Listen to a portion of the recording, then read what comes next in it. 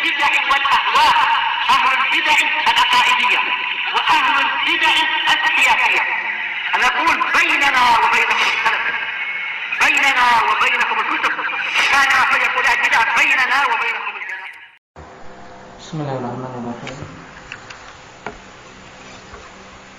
الحمد لله حمدا كثيرا طيبا مباركا فيه كما يحب ربنا ويرضى. أشهد أن لا إله إلا الله وحده لا شريك له، وأشهد أن محمدا عبده ورسوله صلى الله عليه وعلى آله وأصحابه ومن تبعهم بإحسان إلى يوم الدين. Amma ba'd. Kita masih pada kaidah yang ke-6. Bagaimana itu? Kaidah yang ke-6. Indah ya Ridwan.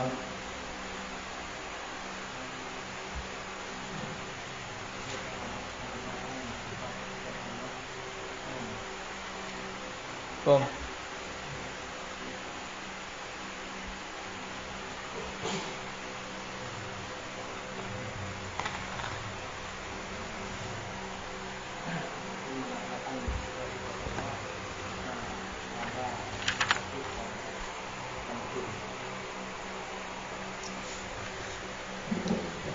Wajib dalam menetapkan sifat-sifat Allah Subhanahu wa taala untuk menjauhi tamtsil dan takyif.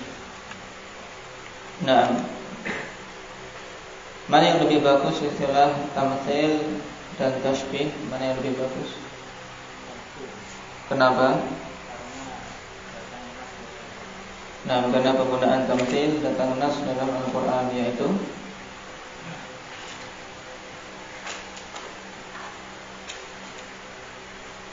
nasnya bagaimana?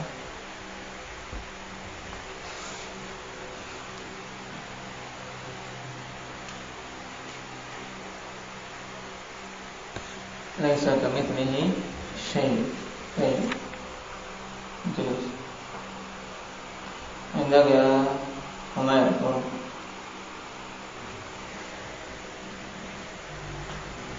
Berhubungan dengan terlarangnya tamtsil dalam penetapan suatu sifat. Nah, di antara dalil dari Al-Quran jelas laisa kamitslihi syai'. Adapun dalil secara akal bagaimana?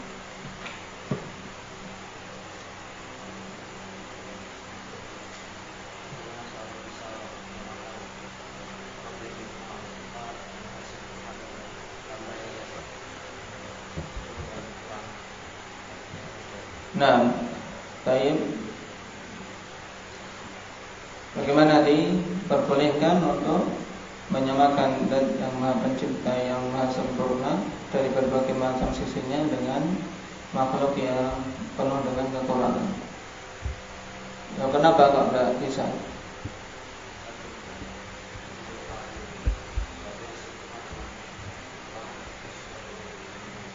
Nah, dikarenakan penyamaan zat yang Maha Sempurna dengan makhluk yang penuh kekurangan ini sama saja dengan penghinaan terhadap zat yang Maha Sempurna tersebut. Baik, jelas. Adem guru.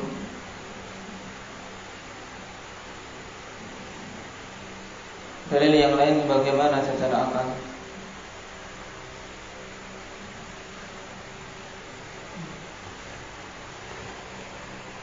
Nah, pahami dengan baik teman-teman. Tiga pendalilan secara akal ini.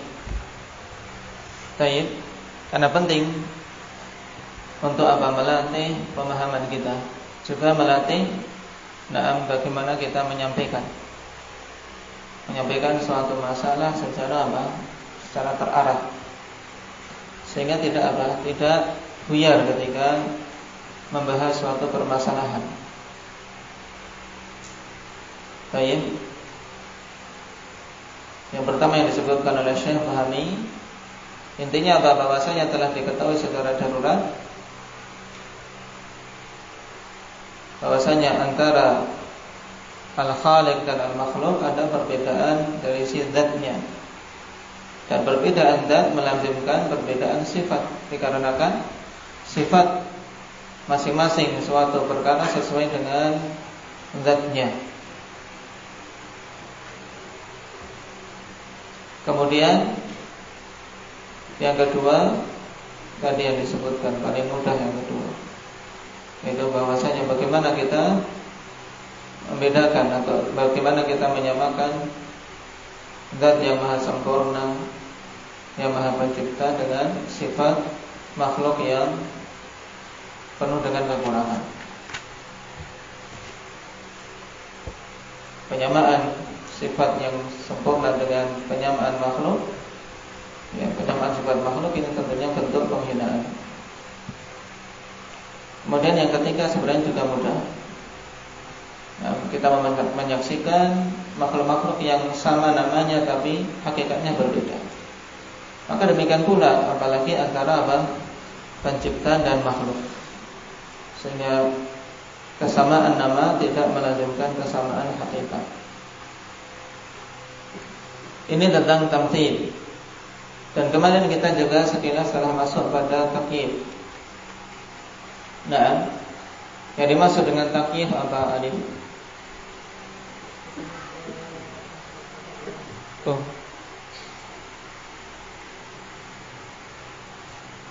Dengan seseorang yang menetapkan sifat Allah bagaimana begitu bagaimana? Gimana? Itu keyakinan seseorang yang menetapkan suatu sifat bahwasanya sifat tersebut memiliki kaifiyah tertentu.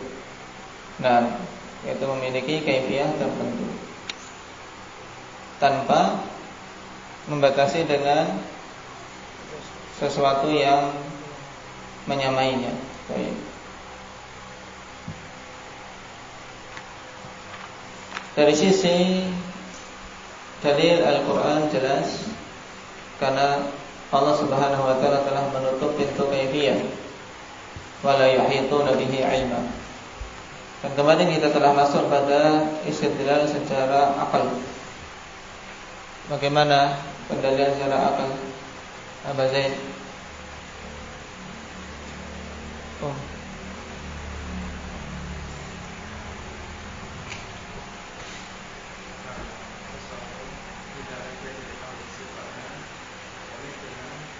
Ketahui apa?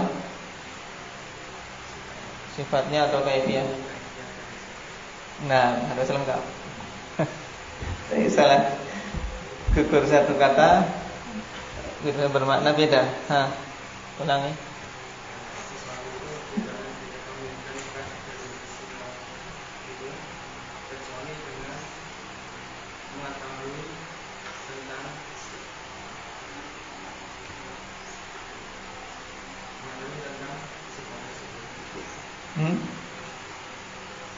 Ulangi.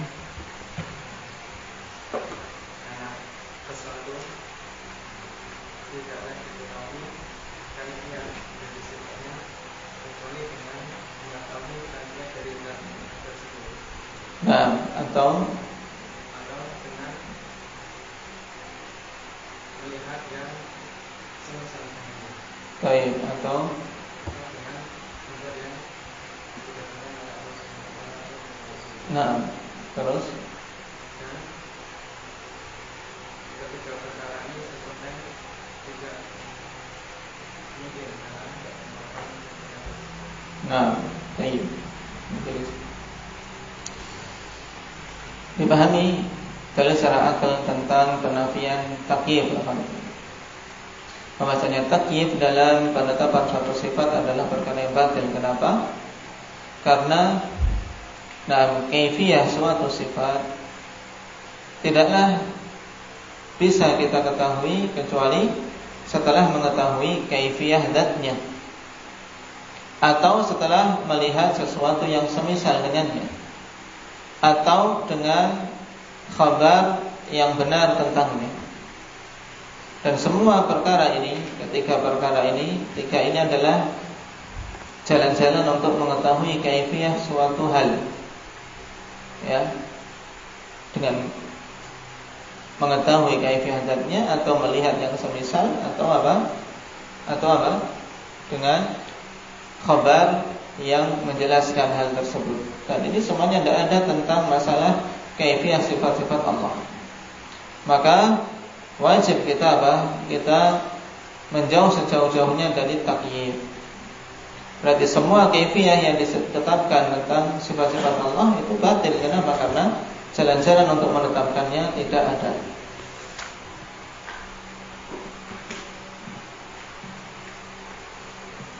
Kemudian kita baca selanjutnya. Qala al-'allamah Ibnu Utsaimin rahimahullah wa aidan fa innana naqul ayyu kayfiyatin tuqaddiruha li sifatillah ta'ala. Demikian pula kita katakan, nah, kaifiyah yang mana yang engkau tetapkan untuk sifat-sifat Allah Subhanahu wa taala. Ketika dia ingin menetapkan kaifiyah sekarang kita tanyakan kaifiyah yang bagaimana yang engkau tetapkan untuk sifat-sifat Allah. Inna ayya kaifiyatin tuqaddiruha fi dhihnik fallahu a'zamu wa ajla fallahu a'zamu wa ajallu min dhalik. Karena sungguhnya kaifiyah apapun yang engkau tetapkan di dalam benakmu, dalam pikiranmu, maka sungguhnya Allah Subhanahu wa taala lebih agung dan lebih mulia dari hal tersebut. Ini cukup untuk menunjukkan kebatilannya.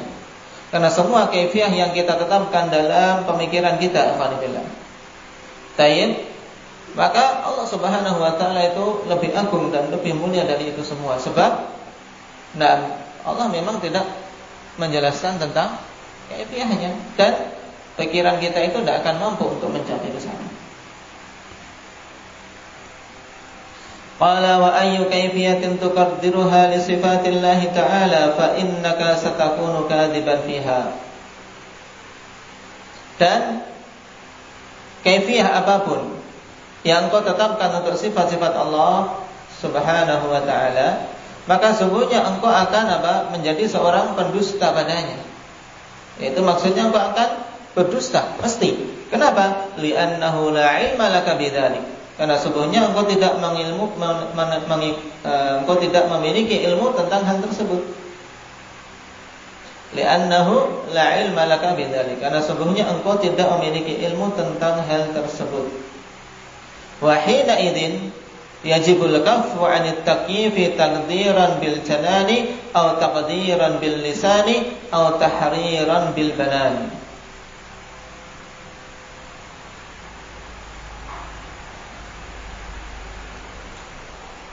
Oleh karena itulah, ketika kaifiyah apapun yang ditetapkan oleh benak seseorang dalam pikirannya itu mesti dia berdusta, sebab memang tidak memiliki ilmu. Maka ketika itu wajib untuk menahan diri dari takyif, wajib untuk menahan diri dari keyakinan menetapkan kaifiyah tertentu bagi suatu sifat. Baik itu sesuatu yang ditetapkan hanya di dalam benak, atau ditetapkan dengan lisan, atau dia ungkapkan secara terperinci dengan penjelasan-penjelasan dia. Jadi semua, baik itu hanya dengan benak kita, terpikir di benak kita, maka ini harus segera kita usir. Ini dari syaitan. Atau bahkan kita mengucapkan bahwasanya kaifiyah sifat Allah demikian, tidak boleh. Atau kita memberikan penjelasan kepada manusia dengan dengan bentuk gerakan dan seterusnya, ini tidak boleh. Qala wa lihadza lamma su'ila Malik rahimahullahu ta'ala an qawlihi ta'ala ar-rahmanu 'alal 'arsy istawa. Kaifa istawa? Ataraqa rahimahullahu ta'ala bi ra'sihi hatta 'alahu ar-ruhadha ay al-'araq.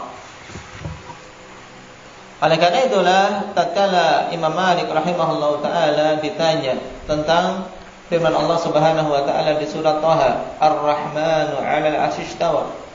Ar-Rahman tinggi di atas 'arsy-Nya. Ditanya, kaifa istawa, bagaimana istiwa itu? Ya, bagaimana istiwa? Ditanya tentang kaifiyah. Maka seketika itu Imam Malik rahimahullah bergetar, kemudian berkeringat sampai apa? Kepalanya berkeringat. Tsumma qala al-istiwa'u ghairu majhul wal kaifu ghairu ma'qul wal imanu bihi wajibun was su'alu anhu bid'ah. Dan kalimat ini kemudian alhamdulillah menjadi kalimat yang menjadi apa? Menjadi kaidah dalam menjawab semua pertanyaan tentang kaifiyah. Ini jawaban yang muwaffaq, mendapatkan taufik dari Allah Subhanahu wa taala. Beliau katakan al-istiwa ghairu majhul. Istiwa itu bukan perkara yang tidak diketahui, kan, tapi perkara yang telah diketahui. Karena dalil-dalilnya banyak dan maknanya juga jelas. Tapi wal kaifu ghairu ma'qul, dan kaifnya, yaitu kaifiyahnya itu bukan perkara yang masuk di akal kita. Maksudnya apa? Bukan perkara yang dijelaskan oleh Allah Subhanahu wa taala untuk kita apa? Untuk kita tetapkan kaifiyah tertentunya. Karena kita tidak diberi ilmu tentangnya. Dan wal imanu bihi wajib, iman terhadapnya itu wajib, dan as-su'alu anhu bid'ah, bertanya tentang kaifiyah suatu sifat itu bid'ah.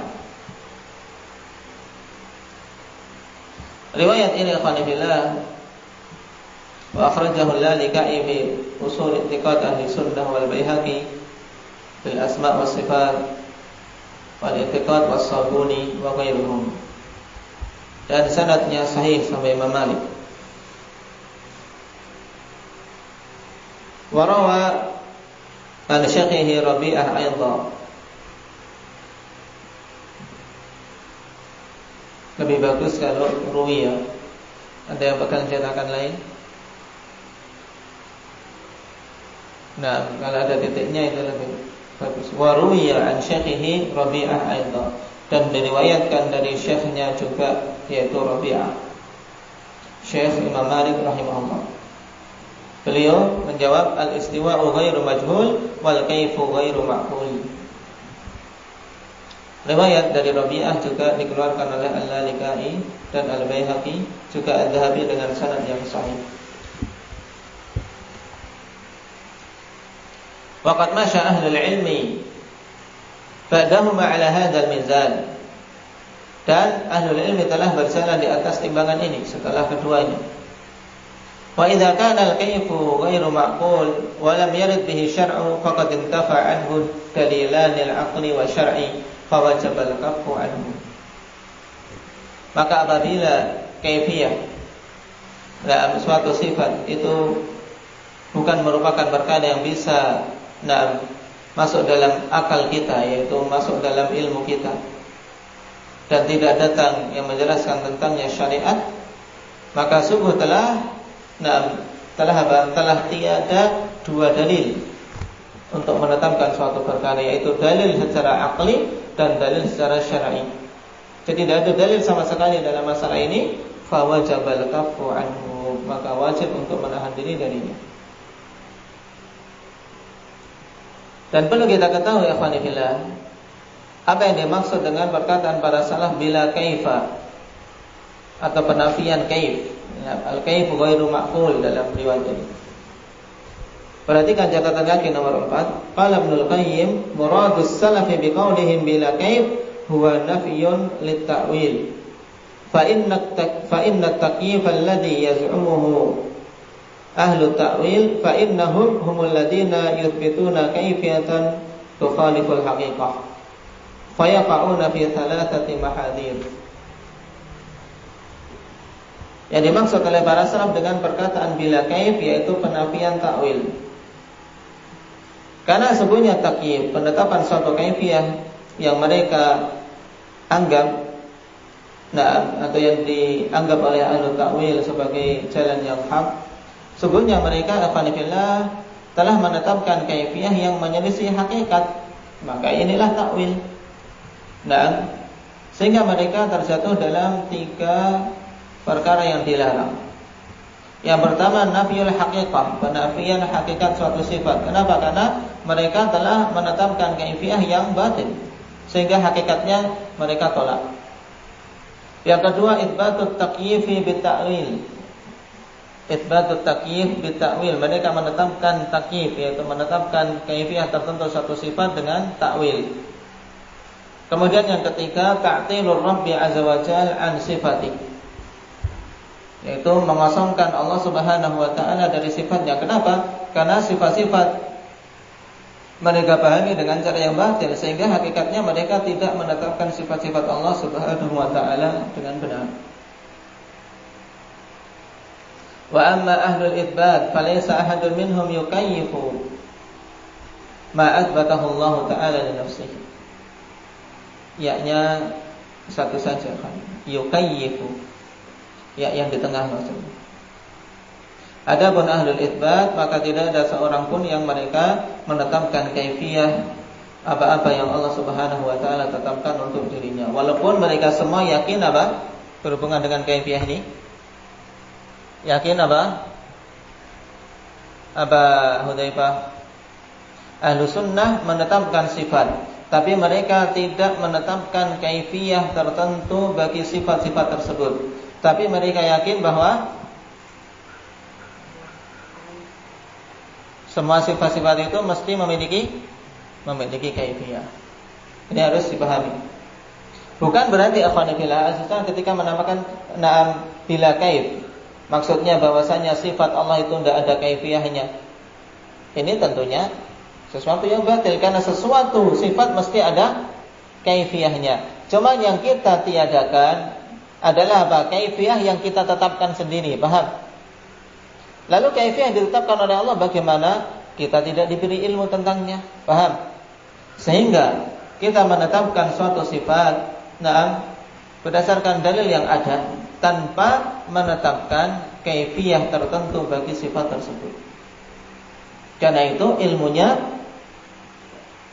Allah Subhanahu wa taala telah apa? Telah tutup dari kita. Jadi kita tidak diberi ilmu tentangnya, maka tidak boleh masuk ke ranah tersebut, yaitu ke pembahasan tersebut. Qala fal hadar al hadar min at-takyifi aw muhawalatihi.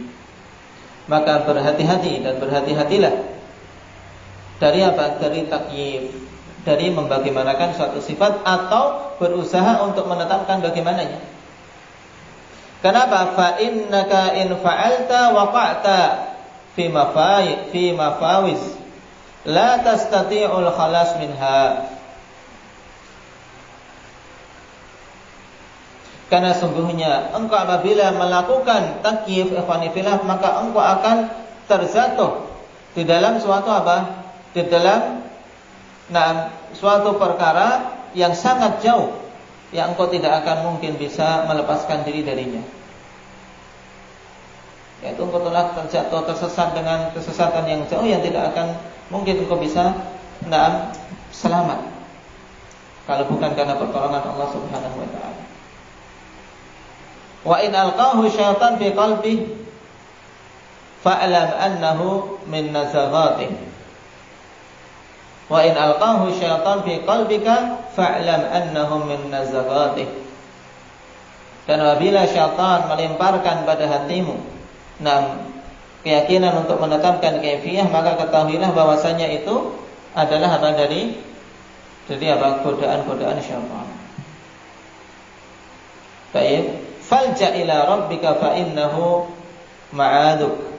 Maka berlindunglah kepada Rabbmu, kembalilah kepada Rabbmu, karena sesungguhnya dialah apa? Dialah tempat engkau meminta perlindungan. Waf'al ma amaraka bihi fa innahu tabibuk. Dan lakukanlah apa yang telah Allah perintahkan kepadamu, karena sesungguhnya dialah zat yang akan mampu untuk mengobatimu, yaitu Allah Subhanahu wa ta'ala. Bagaimana yang diperintahkan oleh Allah ketika mendapat yang seperti ini?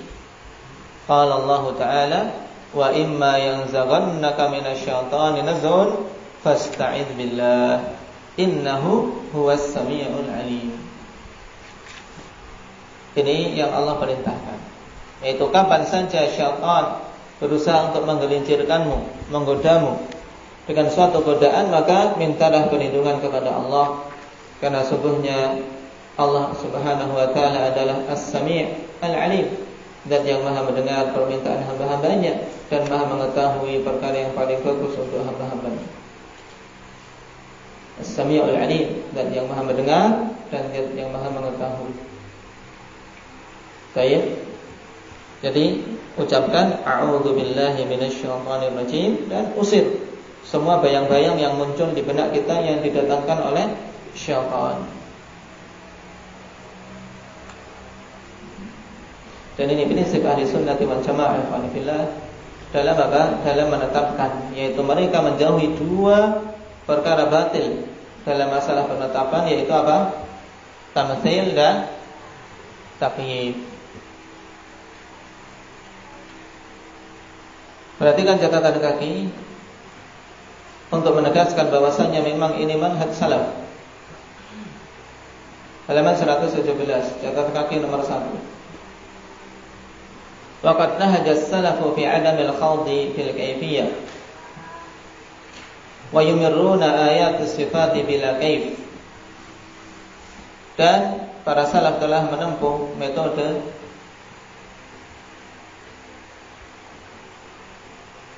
dengan tidak menjeburkan diri dalam pembahasan kaifiyah, serta mereka mensikapi ayat-ayat sifat tanpa menetapkan kaifiyah. Ya, mereka terima ayat-ayat tentang sifat tanpa apa? Tanpa bertanya-tanya tentang kaifiyah dan tanpa menetapkan kaifiyah tertentu. Wa min dzalika di antaranya qala al-Imam at-Tirmidzi fi sunani wa qad thabatat ar-riwayat fi hadha wa nu'minu bihi wa la natawahhamu wa la naqulu kaifa. Telah sabit riwayat pada perkara ini dan kita beriman dengannya dan kita tidak memunculkan sangkaan-sangkaan yang batil padanya. Dan tidak pula kita mengatakan kaifa, bagaimana.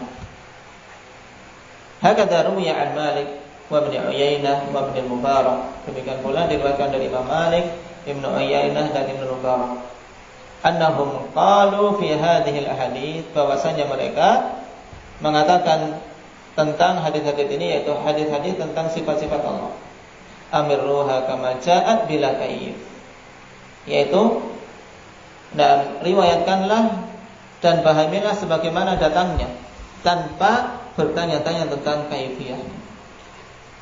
Wa hadza qaulu ahli ilmi min ahli sunnati wal jamaah. Dan ini adalah perkataan ahli ilm dari kalangan ahli sunnati wal jamaah.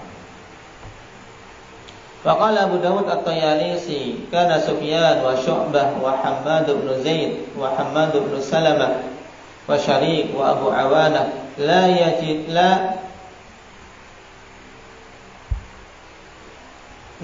yahuddun wa la yushabbihun wa la yumaththilun yarawna al-haditha wa la yaquluna yarwuna al-haditha wa la yaquluna kaifa. Di sini Abu Dawud mengatakan dulu Sufyan, Syu'bah, kemudian Hammadan, yaitu Hammad bin Zaid dan Hammad bin Salamah, juga Syariq, Abu Awanah. Mereka semua tidak mau menetapkan batasan bagi Allah, tidak menetapkan had, maksudnya la yahuddun, tidak menetapkan batasan bagi Allah. Dan nanti akan kita lewati pembahasan tentang had. Dan mereka tidak menyamakan Allah Subhanahu wa Ta'ala.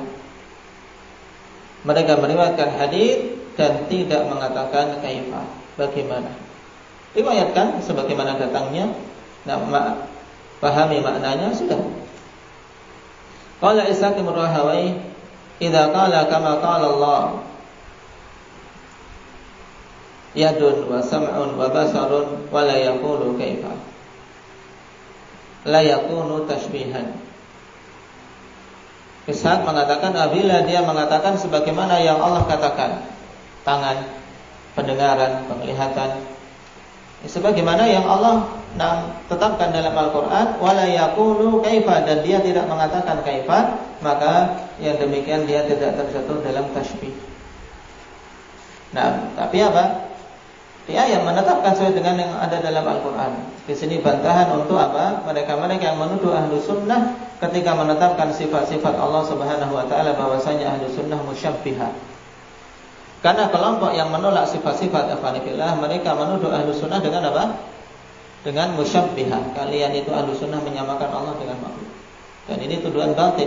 Kenapa? Karena kita menetapkan sifat-sifat tersebut sebagaimana datangnya dalam Al-Quran dan Sunnah, tapi kita menetapkannya sesuai dengan kemuliaan Allah dan berbeda dengan sifat-sifat makhluk. Qala al-Ajuri wa amma ahlul haqqi fayaquluna bihi wajibun bila kaif. Adapun ahlul haq, maka mereka berucap tentang tetapnya sifat-sifat Allah Subhanahu Wa Taala tersebut, bahwasanya menetapkannya adalah perkara yang hak, perkara yang wajib, dan tanpa bertanya tentang kaifiyahnya. Baik. Adapun faedah berikutnya berhubungan dengan tetapnya Ismut Tabib, nama Allah Subhanahu Wa Taala At-Tabib, dan telah kita lewati pada pembahasan Asmaul Husna, bahwasanya At-Tabib sabit termasuk di antara nama-nama Allah Subhanahu Wa Taala. Dengan ini kita selesai dari kaidah yang ke-6. Tinggal satu kaidah. Dari kaidah tentang sifat-sifat Allah Subhanahu Wa Taala. Maka dipersiapkan mulai dimurajaah dari kaidah yang pertama.